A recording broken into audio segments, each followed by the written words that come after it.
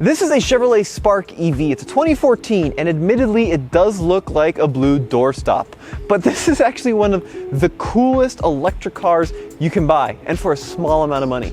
The Chevy Spark EV is what they call a compliance car, which is not a very sexy way of labeling an automobile, but what that means is that Chevrolet basically had to build this car to comply with California regulation. You see, California came to them and said, you can keep building your Duramaxes and your big V8s, but you gotta build some electric cars as well. So they threw this together in record time. But what they did was accidentally build a torque monster. You see, this little grapefruit of a car has 400 pound-feet of torque, more than a Ferrari 360, even more than a Ferrari 458. So let's see what that means in terms of 0 to 60 times. I've got a straight piece of road here, traction control off in sport mode. I'm gonna floor it in 3, 2, 1, full throttle. Okay, pretty good off the line. Oh wow, there's a torque. It is struggling for grip. Come on, car, let's see what you got. All right, 7.75 seconds from 0 to 60 at 50% state of charge. Now on paper, that doesn't sound that insane, but in the real world, the torque is almost overwhelming. So the 2014 Spark was rated at 82 miles of range according to the EPA. It has a 21 kilowatt hour battery. This car has lost some kilowatt hours over the years. I actually did a range test, check that out now. 69.8, come on car, let's hit 70. This is pretty wild. It's used 14.7 kilowatt hours. I think it'll probably conk out about 15, so it's lost probably 3 kilowatt hours over the last, what's that, 7, 8 years? This car's 8 years old now. It's 0, that's it. Out of energy, charge vehicle now. It's still driving, but I don't know if we should push it any further. 0%, 0 miles of range, no battery. Oh, it's turtled. That's full throttle, 28 miles an hour. All right, I'm calling it. We're out of electricity. It'll only go about 25, and that's as far as I think we can take it. How far did we go? Battery saver active, 70.4 miles, baby. 70.4 miles, really actually pretty good for a not ideal situation of highway, uphill, and mixed city driving. So I'm really pleased with that.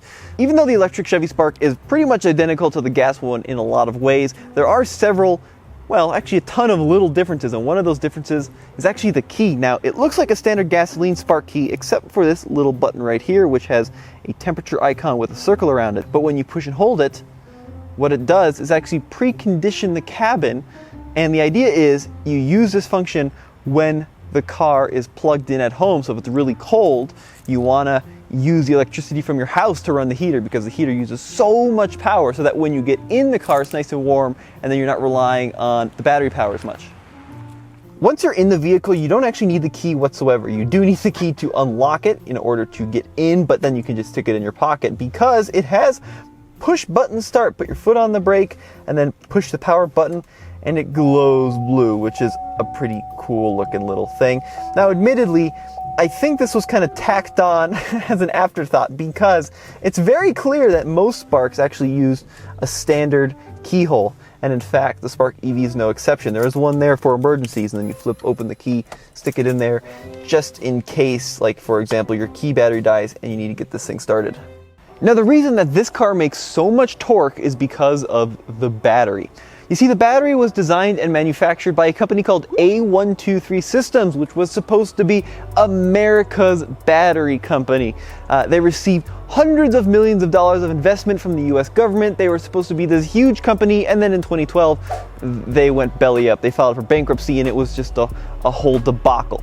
But what that means is that for 2014 model years only, the Chevy Spark did in fact make 140 horsepower, but 400 pound-feet of torque because of the insane peak output of the A123 Systems battery. It was a lithium iron phosphate battery if you want to get really nerdy about it. Now, Chevrolet doesn't give you all 400 pound-feet of torque right off the bat. In fact, the car has a pretty steep artificial torque curve, because if they gave you all the power from 0 miles per hour, you would just end up roasting the front wheel. So what they do rather is slowly feed in the torque until you hit about 35, 40 miles an hour, and then it all comes. But the passing power is just insane. This thing will go from 35 to 55 miles per hour faster than pretty much any car I've driven recently, even performance cars. And that's because right about 35, 40, you plant it, you've got all that 400 pound-feet at your disposal at that point.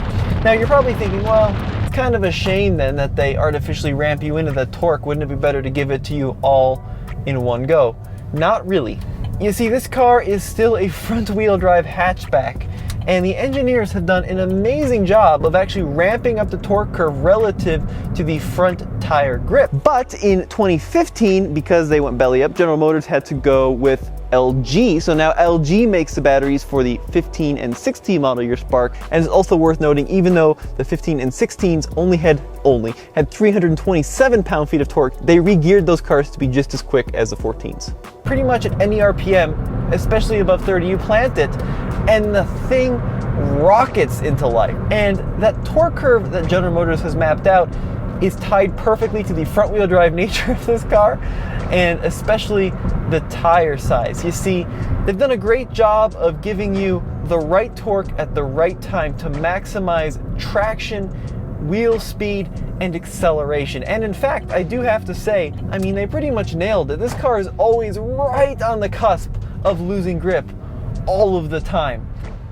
There are some ways to tell the Spark EV from the normal, rather boring gasoline Spark, primarily the front end. Because this car doesn't require nearly as much cooling as the gasoline model, they have blocked off most of the grills with this kind of silver chromey looking panel. So this main grille is totally fake. So are the vents down here on the side. There is actually, though, some air inlets down here below the license plate, because this car does have a radiator. It does have liquid cooled batteries and drive systems, so they do need at least a little bit of cooling. From the rear, the differences are even more minor between the gasoline and the electric. First of all, you've got a badge up here that says EV. It's very clear they just tacked on a little green thing next to Spark.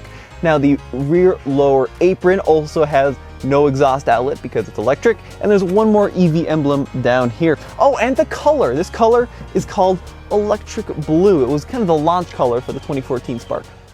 Now, one of the cool things about the Spark is it's sold all around the world, and this generation was sold in many countries. It was actually marketed primarily as a Daewoo in a lot of areas, and then of course it came to the US as the Spark. It was manufactured in South Korea. Now, one of the weirder design elements is they kind of wanted it to look like a two-door, kind of like, I don't know, a sports car. It's weird to say that, but you've got a front door handle down here in the standard location, but the rear one, in order to keep that sleek profile, is actually hidden back here in the C-pillar, kind of like you'd expect to find on a first-generation Nissan Pathfinder. I'm not really sure it's worked at creating a sporty looking line, but you know, it's certainly a little weird. So one of the cool things about the Spark, and especially this one, is the interior design. Now, typically when you're dealing with these very entry-level economy cars, the interiors just can be super bland and not very nice to look at. And keep in mind, even though the Spark EV was like $28,000 when it was new, it was based on the Spark, which was the cheapest car in the Chevrolet lineup. But these seats are some of the coolest I think I've seen in any, well, really any car. I just love what they've done with them. So this is a 1LT. It's actually more of a base model Spark EV, and if you got this trim, you got this really cool combination of this bright blue cloth with this interesting checkered pattern, and then vinyl on the sides here as well, and it matches the exterior color if you get the electric blue, and I love it. I mean, it just really brightens up the interior. The other thing you'll notice in that kind of same vein is all the body colored material across the dash, on the doors. One of my favorite things that manufacturers do is when they tie in colors such as the exterior color on the outside. It makes it feel so much more premium, and really I don't think costs them very much more at all. It's worth noting I was pretty careful in my phrasing though, because the blue and the interesting accents make the interior look nice, but it does feel pretty porta potty-y, and here's what I mean. It's got some of like the worst and cheapest hard plastics, and oh, it's just all kind of nasty. The blue is nice, but once again, don't go scratching or hitting it too much because it does feel pretty bad. Now, one of the worst areas is up here on the door panels where you typically rest your elbow. Is just this nasty plastic. The door switches, for example, on the windows and the lock and unlock, also just a horrific bargain basement plastic. So if you start poking around too much, yeah, you can really tell this was an economy car. One of the more interesting designs is the way they've incorporated the gauge cluster into the steering column. Same thing with the stocks, of course. Now, when you go to adjust the steering wheel up and down, the gauge cluster moves with it. Unfortunately, it does not telescope in and out, but it does move up and down. And you'll also notice it's a full digital gauge cluster. So nowadays, digital instrument clusters are a pretty common thing in most new cars, but back when the Chevy Spark was brand new and it rolled off the line in 2013, it was actually pretty high tech, and I have to say, this instrument cluster has aged super well. I think it tells you a lot of really good information. There's a configuration button over here on the left, and you can really change the layout of the power and range indicators. So my favorite is the battery on the left with the estimated range remaining, and then on the right, I like to know the kilowatts that I'm currently putting through the front wheels, basically the power indicator. But you can change that to also give you an estimated range based on how you're driving. So it'll give you, for example, right now it's saying 70 if I drive it normally, 55 miles if I drive it like I stole it, and then 84 miles if I drive it like a grandma. And then there's even a mode where you get this mysterious green ball that kind of hovers up and down as you accelerate. It doesn't tell you a whole lot, but you know, that ball is there. You also have full trip computers. You've got a very handy tire pressure monitoring gauge. Navigation, if you had OnStar engaged, would give you where to go up there. It's all very, very nice, actually. They've really tried to continue the swooping lines and interesting design across the dashboard as well. So you'll notice these kind of swoops and swooshes and these interesting little lumps and kind of cool stuff on the dash. It really does look nice. Once again, don't go touching it, but if you look at it from a distance, it's kind of like the Mona Lisa. You wouldn't, that's a terrible example. You wouldn't touch the Mona Lisa. So this car doesn't actually have any speakers in the doors whatsoever. The net result of that is really big cubbies in the doors. The other net result of that is a pretty terrible audio system because you've got two in the front and then two in the way back. Yeah, it's not a great audio system, but it is a little bit unusual. Now, the touchscreen infotainment system has not aged nearly as well as the instrument cluster. Once you get used to it, it is okay, but it's a little slow and clunky compared to newer systems. The worst part are these touchscreen buttons down here along the bottom. You've got buttons for volume, a button for home, but they're really just like touch-sensitive buttons. Very similar to what the ID4 has, actually, and I think that system is also pretty hard to use, but especially like the volume up and down, not that convenient. Luckily, there is a manual switch on the steering wheel, which is good. So here is the media screen. It does have presets along the bottom. Tuning it is quite the pain, but it is possible if you're a little patient. We also have AM, FM, XM, as well as Bluetooth connectivity, and Bluetooth does work fairly well. If we go home, we can see that's what the home screen looks like. Telephone information there. But the coolest part of this display is what happens when you push the leaf in the bottom right corner of the system. So let me push the leaf, get rid of that.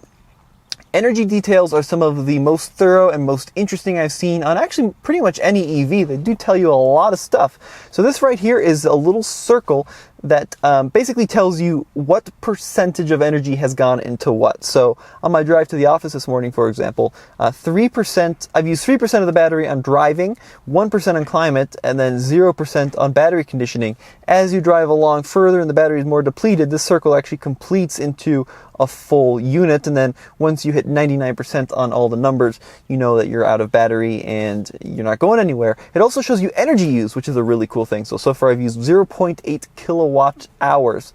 And it's good to be able to track exactly what your energy usage is. Just super, super good information there. There's also an energy history graph. It tells you what you've been averaging. I've been averaging actually surprisingly decent economy. So in this car, I can typically do over 4.2 miles per kilowatt hour, even with a mix of highway and city driving, which I think is really very good. Charging displays, you can change the charge current from 8 to 12 amps. You can also, for example, delay the charging time. So if you want to charge when it's more affordable, it also charges on 240 volts. And then power flow, this is kind of useless, but it basically just shows you a little indication of your battery usage. And then it shows you that when you accelerate, you use energy. I don't know why that needs to be displayed.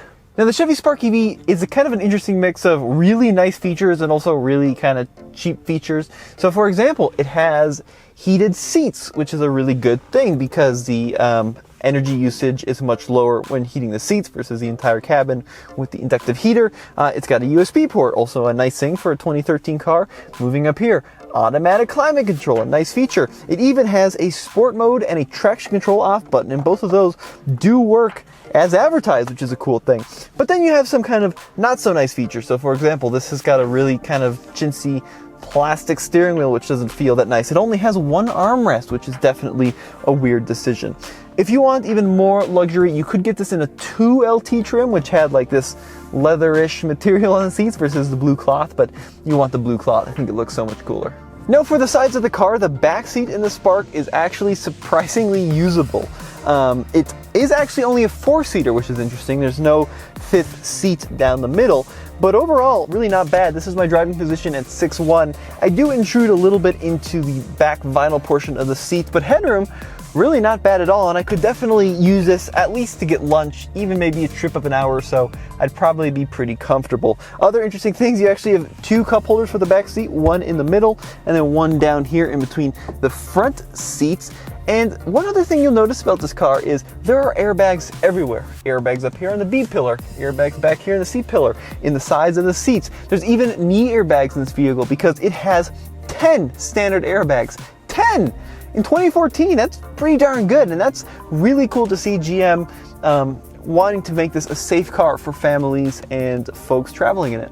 Now the Spark does have a very compact trunk, as you'd expect from a rather compact car. Now the good news is the seats do fold down, and they actually fold flat, which is nice, so a very usable space. And then of course the parcel shelf comes out easily. Certainly though, you notice a lot of examples of rather extreme cost cutting in the rear portion of this vehicle. So for example, these are the speakers back here, and you can see if you look down a little bit, they're just exposed. There's no additional paneling to protect them or keep them out of sight. They also intrude actually on the trunk space, which is a very, very weird choice. There's also no trunk floor. Rather, you get this mat, you lift it up, and then you've got your access to your tire inflation kits and your included level 1 charger, but there's no like traditional trunk floor, which is interesting. So that's really where the cost cutting comes into play. But if you can look past that, it is a decently usable little trunk.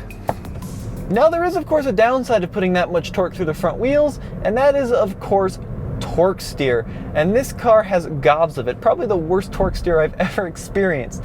You see, when you plant it, the front end feels like it wiggles. It almost dances around as it's trying to fight for grip. And it can be a little disconcerting at times if you are committing to passing someone with a lot of throttle. You have to really have both hands on the steering wheel.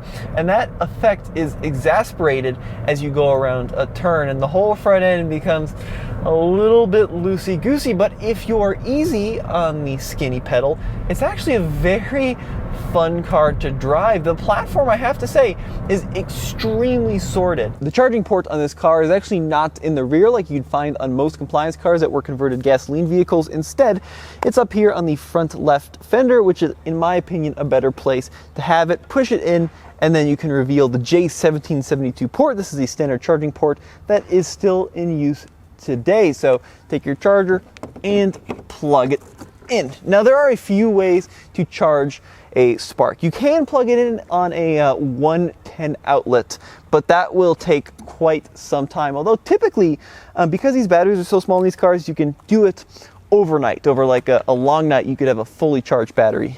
The better way to charge them is on level 2 or 240 volt using like a dryer outlet. That method will take a few hours, and that's how we keep this one charged. Now the onboard charger is pretty dinky by modern day standards.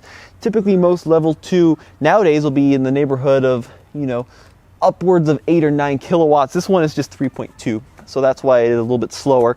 And then the coolest thing about this car is you could get it with DC fast charging using a CCS type connection.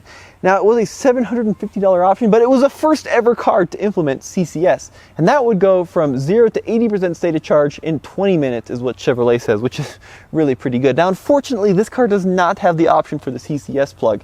If it did, you would see your standard circle and this little orange flap that would fold down with these two prongs. If you're buying one of these cars, look out for that little orange flap because it does make it more usable for longer trips. Now, as it is, the range of about 70 miles, 7 years after this car was built, it's pretty good. Once again, for most folks, do you really drive more than 40 or 50 miles in a day? I think the answer is no. Even though people buy cars for the road trips they never take, I find that 70 miles is typically plenty for most day-to-day city driving. So electric cars are obviously very quiet, and this one does emit a little bit of noise at slow speeds. I don't know if you can hear that, but we'll get a shot of it. It's like a little hum. But what if someone you're following really is buried in their phone and not paying attention and they can't hear that little hum? What do you do to get their attention? Well, you don't want to just lay on the horn. So Chevrolet has come up with a solution for that. If you pull back on the light stock, that flashes the lights, and it also does this. A little toot toot, just to get that person's attention. It's not all good when it comes to driving experience in the Spark EV. Once you hit speeds of over 60-65 miles per hour, it does get pretty loud in here. A lot of road noise does seep into the cabin, and the true cost-cutting nature of the entry-level Spark comes into play. So not a very comfortable long tripper, although with 82 miles of range, are you really going to be road tripping it all that far? And then we come to the brakes, which are a little bit weird. So this car uses a combination of regenerative braking as well as friction brakes, in this case, four-wheel disc brakes. Now, when you initially hit the brake pedal, you feed energy back into the battery. You're using the regenerative capability of the electric motor, and it feels pretty normal. And truth be said, driving around every day, that's the way you're going to stop the car primarily. You don't know that you're not using the friction brakes, but you're really not using the friction brakes until you start driving it hard. Now, as you push down the brake pedal further past the regen section, you do engage the disc brakes, and that blend of regen to friction brakes is pretty poor in the Spark. It's a very clear feeling as to when you are on the discs rather than just running the electric motor as a drag unit. The other option is you move the drive selector down into L, and now you basically have a one-footed driving experience. So I lift off the throttle and the car is going to come to nearly a stop all by itself without ever having to use the brake pedal. And that's how it's fun to drive, especially in the city, because it's like a Tesla. It's just one pedal. You lift off the throttle pedal and it comes to a stop in a hurry. And in fact, sometimes you have to modulate the stop with the throttle because the regenerative braking capabilities are so great.